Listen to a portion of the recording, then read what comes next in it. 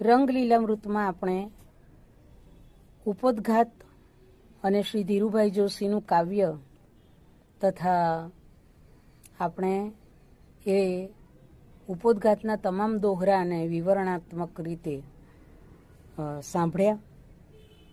હવે આપણે રંગલીલામૃત પહેલા શ્રી વિશ્વનાથ રંગવદૂત, જેમણે આ ગ્રંથ પૂરો થયા પછી વાંચ્યો અને વાંચ્યા પછી જે શુભ આશીષ આપ્યા, એ આશીર્વાદના થોડાક શબ્દો જે છે એ સાથે એમની ભાવના એમણે જે આપણને આપી છે